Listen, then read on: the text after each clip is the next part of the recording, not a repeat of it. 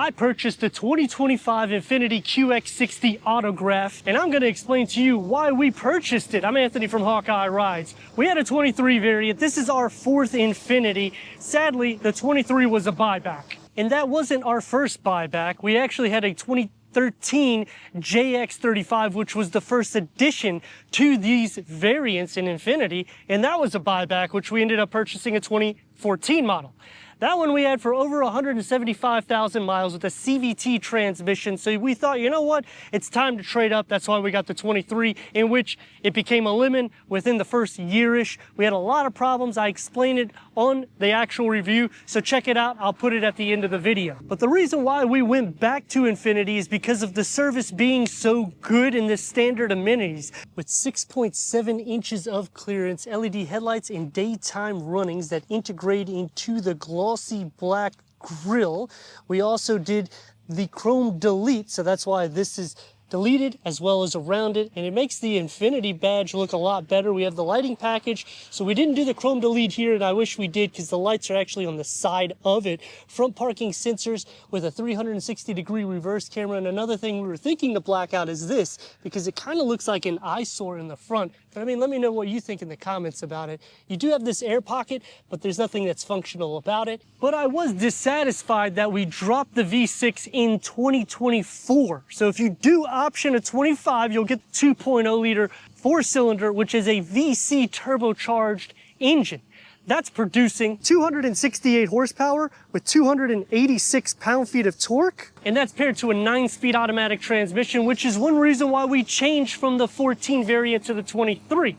You are getting more torque here, less horsepower, and you're getting 22 mpgs for the city, 27 mpgs for the highway. Autograph is standard on the all-wheel drive, which we like that because that alters the towing capabilities, because for a 2014 it was only 5,000 pounds. It wasn't until they changed to the new body style back in 21 that they increased to the 6,000 pounds of towing and 3,500 pounds for the front wheel drive configuration. We definitely made it more unique, but then performance wise it's not there.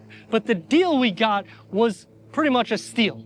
We did lose money because if anyone's familiar with a buyback, there's a formula in which you do lose some money on your vehicle, but they also gave us an additional $12,000 off on the vehicle because we got employee pricing, plus they had bonuses and discounts that was already on these vehicles. We did have to source it out of Orlando. Unfortunately, the Clearwater dealership we bought it from didn't have one at the time because autographs, they're a little bit harder to source. The fenders flare out, but I wish this was either the same color as the paint or a gloss black.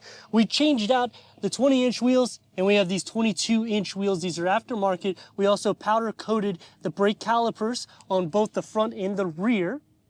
And we did a chrome delete here, which again, it really highlights the Infiniti badging, as well as doing it on the door handles, around all the window trim, so it matches the Autograph, because Autograph is going to get the obsidian black up here, and it just does a good job matching that with the side view mirrors and the raised roof rails. And this can hold up to 165 pounds. And we were thinking about going to the Germans.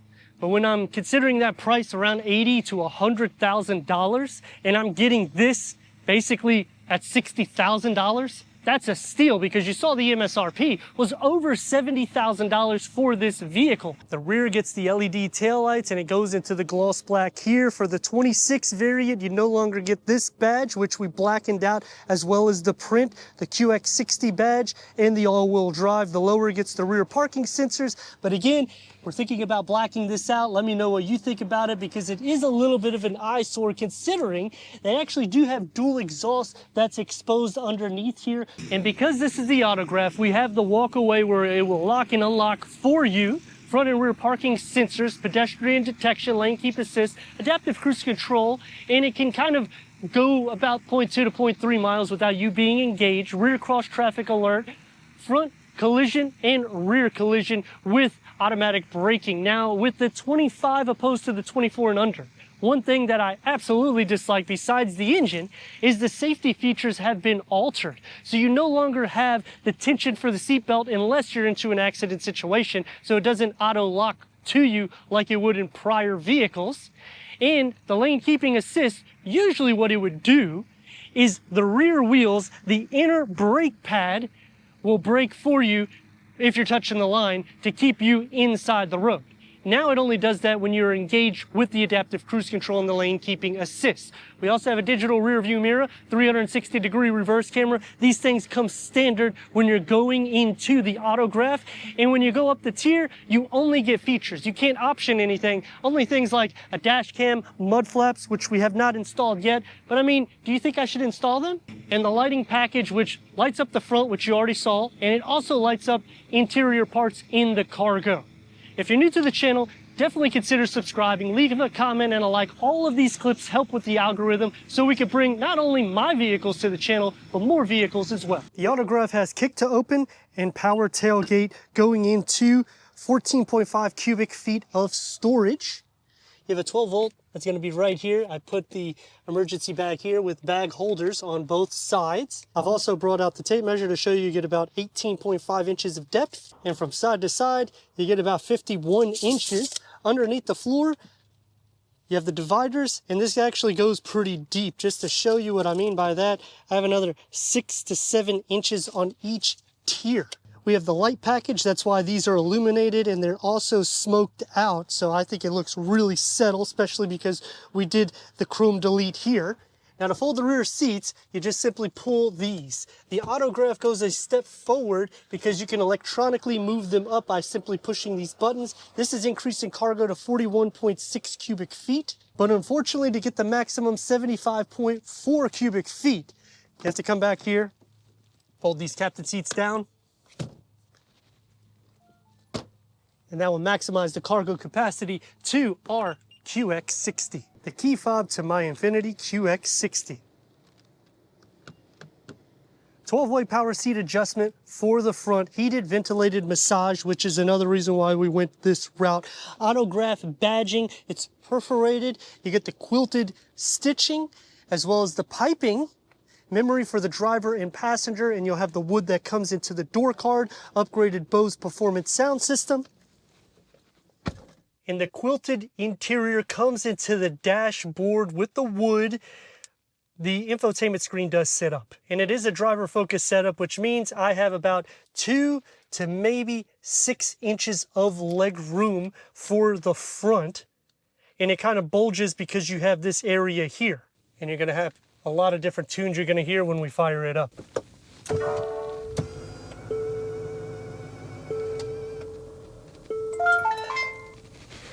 We got the dash cam. It also has the interior cam. The other noise you're hearing is the rear cam. Auto dimming rear view mirror with the digital camera, as well as the home link, heads up display, 12.3 gauge cluster, and Apple CarPlay wirelessly, but it doesn't cover up the whole screen. And you have the reverse camera, that's a 360-degree reverse camera, but the 26, which we have reviews on it, you can see this is the major update. And you can also put the navigation here, which you can't do that on this vehicle. And that is one con that I have right off the bat, because when we went to buy our new vehicle, we only had 30 days for the buyback. So that's why we ended up getting a 25, because the 26 wasn't out yet. Tri-climate control settings, and it has the haptic feel. Wireless charging pad.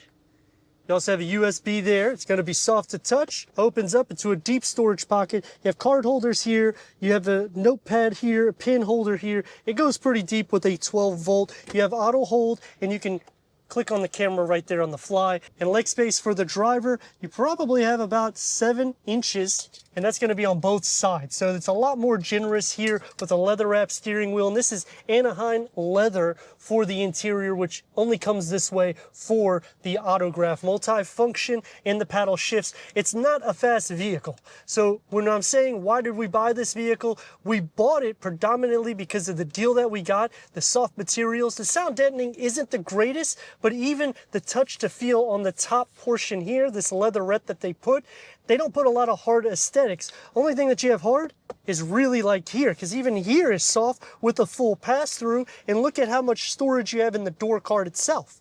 That's another reason why we were really excited about keeping the QX60, because headroom, I have probably about 6 to 7 inches, but you can let me know what you see with the tape measure in the comments. And my kids really like the captain seat configuration with the space that they have. You get manual sun shades.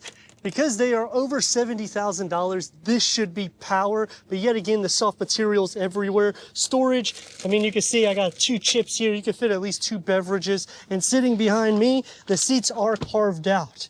You do sit upwards a lot more so, and I would say about 6 to 8 inches. And the leg space behind me is around 4 inches. So it is really good with the third climate control, heated rear seats. They should be ventilated rear seats also, with 2 more USB and a home plug. Charging ports is more than enough. You got a couple of cup holders here of storage. You can actually lift this up if you need a full pass-through, and these are captain seat configuration. You still get the Autograph badging here, and check out the headroom that I have at 6'3". It's still about 1 inch to 1.5 inches. But again, you can let me know because the tape measure is right next to me.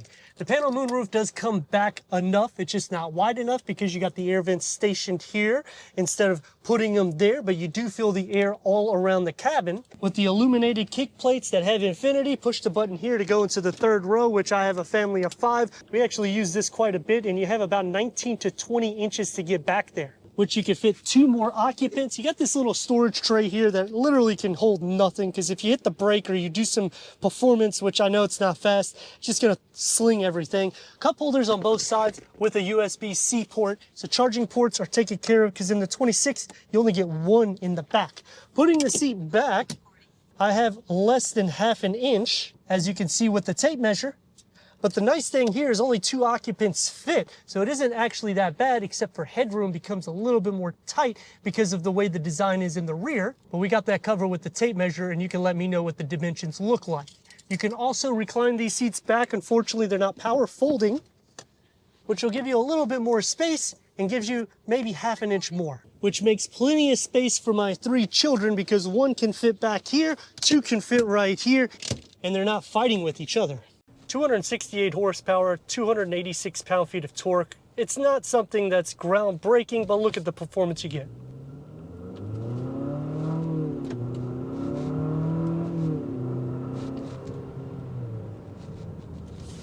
And this is not, dynamically speaking, that type of vehicle. We did change the wheels, but it's still a top-heavy vehicle.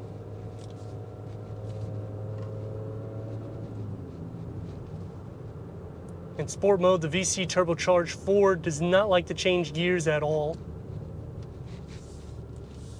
Braking, it's actually not that bad. It doesn't feel heavy, and now you can see that 0 to 60.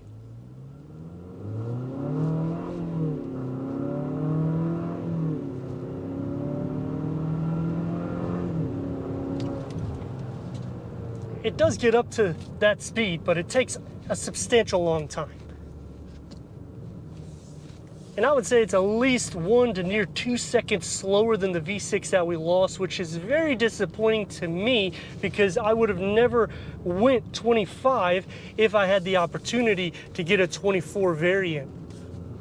There's really no need to see any more performance. It's literally just wasting gas, because it's not the fastest variant in class. It's actually one of the slowest. So the things that we dislike about it, the Apple CarPlay doesn't cover up the whole screen. It's slower than dirt. It drinks basically the same. I mean, you might be lucky to get 0.5 miles more to the gallon. This is an all-wheel drive configuration. Towing capabilities, we haven't done it yet. We do have over 2,000, nearly 3,000 miles, so we've already been through break-in period. I do like the digital camera, the 360 camera, and the front and rear parking sensors, but then they don't give you the capabilities of the auto stop for the front or the rear, so you're literally almost into an accident situation. And the same thing with the seatbelt tensioning. That actually, I went multiple times to the dealership because I said, man, something's wrong with this vehicle. Half the sensors aren't working, and when you're running off the road, it doesn't push you back onto the road. It does just a vibration on the steering wheel, which on a 24 variant and under, it would use the rear brakes and the inside brake pad to push you in, depending on which way you were, to keep you in between the lines.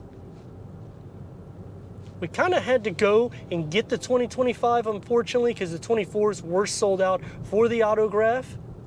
And because of the deal, it would not really make sense to go into the Germans that we wanted to go into, because then what deal are you going to get?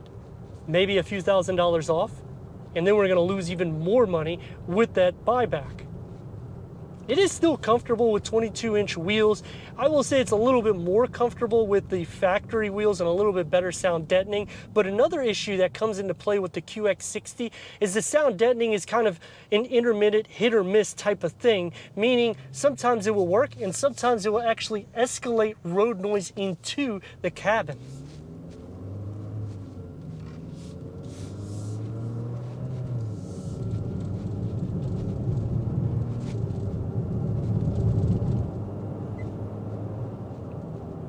If you are interested in upgrading to these larger wheels, I don't necessarily recommend it because nobody likes to work on the vehicle when you have this setup. Even with the brake calipers, I've taken it once to a different dealer and they were like, oh my God, the brakes, there's something wrong with it. Thinking, dude, all we did is powder coat the damn things. Maneuverability isn't bad, as long as people don't just cut in front of you. Luckily he waved, so I guess he's saying he's sorry. But I usually drive smart and safe. And see, this is what I mean by the sensors. They will beep for you, but they won't auto brake. 24 and under would have auto braked for you, which at some points I didn't like that feature, because if you're doing aggressive driving, it will automatically apply the brake. At this category though, it doesn't do anything until you're literally into an accident situation. If I had to do it again, I would not have bought the 23 variant that we had, only because now with this VC turbocharged engine, it just feels like it's really dragging to get the vehicle motivated because it's a variable compression ratio. It adds an extra pulley in which you don't need this design. It's great with a smaller vehicle. It's derived out of the QX50 and QX55 back in 2019 when it was developed. It was groundbreaking because it would go to like a naturally aspirated V6 in power when you're mashing the gas. And then when you're driving it like at low speeds like this, it would be like a turbocharged 4-cylinder diesel to get you better MPGs. We haven't found that at all. All I've found is that it's slow, the brakes are good, half of the safety features are not as good as they used to be. The technology, I'm okay with some of the datedness. I just don't like how it doesn't cover the screen, and this is a 2025 variant. And going into a 26 wouldn't make sense anyways, because the only thing they change is they give you a Google system now, and the exterior only has a few different highlights. It's still getting the same turbocharged 4. If I had to spend more than the money I spent on this vehicle, we would have traded it right away and probably went to a BMW or an Audi.